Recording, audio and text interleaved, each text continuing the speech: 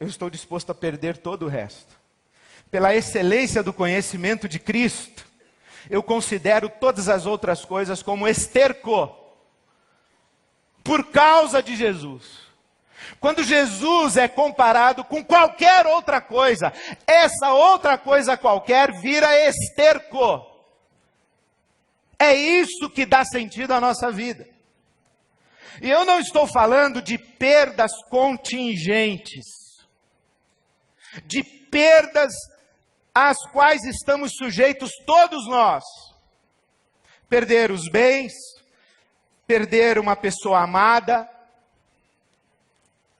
perder um padrão de vida, um status na sociedade, uma posição, perder um romance. Estas coisas todos nós estamos passíveis de sofrê-las e não temos poder suficiente para evitá-las. E sofremos por isso. Mas essa perda de que estou falando é uma perda proposital.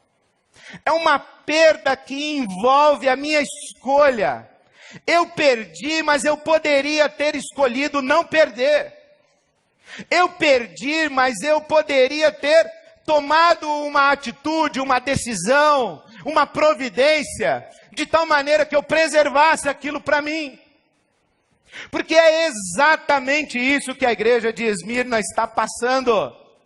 Veja o que Jesus diz: eu conheço as suas aflições, a sua pobreza, mas você é rico.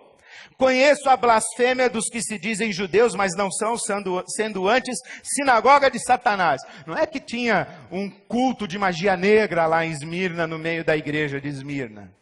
A sinagoga de Satanás era um pessoal que se dizia judeu messiânico, mas não era messiânico coisa nenhuma. E que negava, diante da mão de ferro romana, a sua lealdade a Jesus Cristo. E não somente negava a sua lealdade a Jesus Cristo, mas denunciava os cristãos. E então o diabo, que aqui não é o diabo esse que nós conhecemos, é Roma, é o imperador romano, é o braço do Estado totalitário. O diabo, o poder totalitário, está aprisionando, torturando, matando. E eu estou vendo a perseguição. Eu estou vendo que há traidores, delatores no meio de vocês, adversários que estão no meio da comunidade. São esses que são a sinagoga de Satanás, a comunidade de adversários, que fez pacto com Roma, e que está fazendo que vocês sofram o que vocês estão sofrendo. Porque naquela época, acontecia o seguinte, meu querido, era assim, olha, a gente descia na água e dizia assim: você confirma que Jesus Cristo é o Senhor da sua vida? Sim. Eu vou perguntar de novo. Você sabe que até agora, a palavra Senhor só era possível ser usada para o imperador romano. Apenas César, o imperador, é Senhor. Você está ciente disso?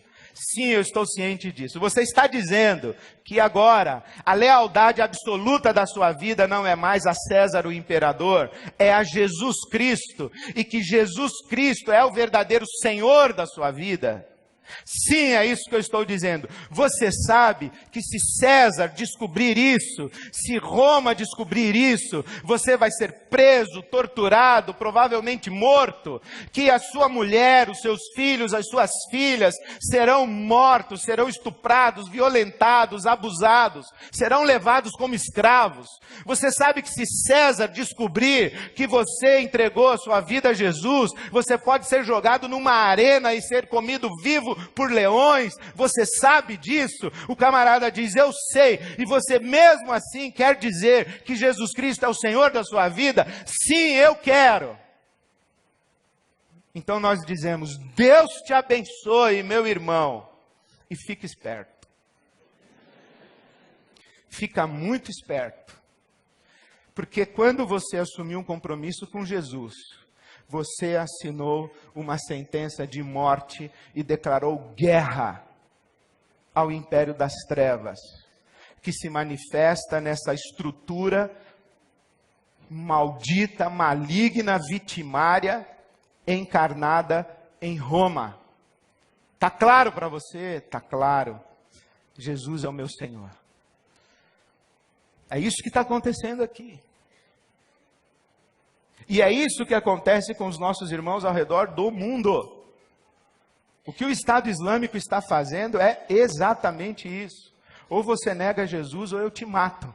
Ou você nega a sua fé em Jesus ou eu te degolo. Ou você nega a sua fé em Jesus ou eu mato seu filho agora. É muito dura essa palavra. Por isso que a vida toda eu fugi de estudar Apocalipse. Vamos estudar Apocalipse, pastor. Eu dizia, vamos ficar nos Salmos. Não, vamos estudar Apocalipse. Então, Apocalipse. Por isso que o tema dessa carta é vida e morte. Eu sou o alfa e o ômega, o primeiro e o último, o que esteve morto, mas que agora está vivo. Sê fiel até a morte e eu te darei a coroa da vida. E quem for vencedor não vai passar pela segunda morte. O tema da carta é vida e morte. E essa tal da segunda morte aqui é um negócio assustador. Sabe o que é a segunda morte? Eu vou ler para você, está com a Bíblia aberta em Apocalipse? Não queria estudar Apocalipse, então... capítulo 19 do Apocalipse, versículo 20, a besta foi presa. Já pensou a manchete da Folha de São Paulo, amanhã, a besta foi presa. E o falso profeta também. Ia ser aquela especulação, né? Quem é a besta, quem é o falso profeta, que foram presos. Foram presos. O falso profeta que havia realizado sinais miraculosos em nome da besta, com os quais havia enganado os que receberam a marca da besta e adoravam a imagem da besta. Foram presos. Os dois, a besta e o falso profeta, foram lançados vivos no lago de fogo, que arde com enxofre. Agora o capítulo 20, versículo 12. Vi também os mortos, João falando, eu vi também os mortos, grandes e pequenos, em pé diante do trono. Walking Dead celestial. Os mortos vieram, se colocaram diante do trono de Deus. Mortos. Com partes do corpo apodrecidas, talvez. E os livros foram abertos. E diante do trono de Deus há um julgamento. E eles foram julgados de acordo com o que tinham feito, segundo o que estava registrado nos livros. Capítulo 20, versículo 12. Ora, o que nós aprendemos sempre não foi que quando a gente entrega a vida a Jesus como Salvador, aí a gente morre, aí a gente vai entrando no portão do céu, aí na hora que a gente está entrando tem um anjo com uma espada, o anjo diz alto lá, e ele pergunta, você aceitou Jesus como seu Salvador? E a pessoa diz sim, foi batizado na Ibabe? Fui. Resposta positiva, pode entrar. Resposta negativa, aperta o botãozinho do subsolo e o elevadorzinho, ó. Inferno. Critério, aceitou Jesus como Salvador? Só que aqui no Apocalipse diz que o julgamento é de acordo com o que tinham feito. Você vai pensar na sua casa agora, meu irmão. Porque Jesus disse que quando fosse julgar as nações, ele não ia perguntar assim, ei, americanos, vocês aceitaram-me como Salvador? Quem me aceitou como Salvador, levanta a mão. Vocês aí noruegueses, vocês brasileiros, chineses. Vocês me aceitaram como Salvador? Levanta a mão. Não, a Bíblia Sagrada diz, palavras de Jesus, que o julgamento das nações será: eu estive com fome, você me deu de comer; eu estive com sede, você me deu de beber; eu estive preso, você me visitou; eu estive doente, você cuidou de mim. É isso. Não é quem aceitou ou deixou de aceitar. Jesus disse no Sermão do Monte, inclusive, o seguinte: olha, muitos naquele dia me dirão, Senhor, Senhor, e eu vou dizer, não conheço.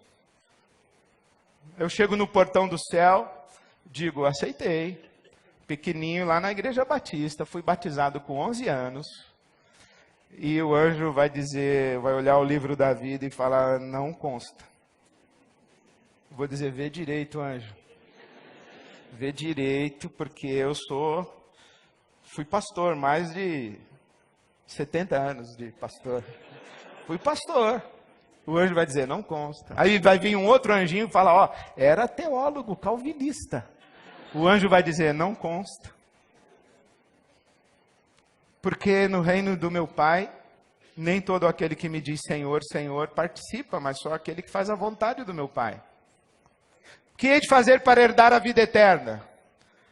Basta você aceitar Jesus como Salvador. Jesus disse, não, vende tudo que você tem e dá aos pobres. Então aqui no Apocalipse, é difícil da gente interpretar com a nossa teologia ocidental. Porque seria fácil, né, se a gente conseguisse interpretar assim, mas não é assim. Então nós estamos lá no capítulo 20, não é? Capítulo 20 do Apocalipse. Os mortos foram julgados de acordo com o que tinham feito. Versículo 13. O mar entregou os mortos que nele havia. O pessoal do Titanic veio também para o julgamento. E a morte e o Hades entregaram os mortos que neles havia. Houve uma ressurreição. E cada um foi julgado de acordo com o que tinha feito. Versículo 14. Então a morte e o Hades foram lançados no lago de fogo. O lago de fogo é a segunda morte. Aqueles cujos nomes não foram encontrados no livro da vida foram lançados no lago de fogo. Capítulo 21, versículo 6. Está feito. Eu sou o alfa e o ômega, o princípio e o fim. A quem tiver sede, darei de beber gratuitamente da fonte da água da vida. O vencedor herdará tudo isso, e eu serei o seu Deus, ele será o meu filho. Mas os covardes, os incrédulos, os depravados, os assassinos, os que cometem imoralidade sexual, os que praticam a feitiçaria, os idólatras e todos os mentirosos, o lugar deles será no lago de fogo que arde com enxofre. Esta é a segunda morte. E Jesus está dizendo, olha, quem for fiel não experimentará a segunda morte. Pode morrer fisicamente, mas não vai passar pela segunda morte. E lembra que eu disse para você que eu não acredito em vida que deu certo e vida que deu errado, eu acredito em gente que deu certo e gente que deu errado. Eu penso que é isso aqui que a Bíblia Sagrada está ensinando para nós. Sabe a palavra que Jesus usou para inferno? Guiena. Sabe o que é o Guiena? O Guiena é o lugar em Jerusalém para onde toda a cidade canalizava o seu lixo. E havia fogo de enxofre queimando ininterruptamente todo o lixo que ali caía. Jesus está dizendo, quem não for fiel, vai ser lançado no lago de fogo, no Guiena. Vai literalmente para o lixão. O que é lixo? Lixo. Não parece sugestivo que Jesus tenha dito àquele rico que disse, alma, tens em celeiro muitos bens. Come, bebe, descansa, folga. E Jesus diz, louco, essa noite te pedirão a tua alma.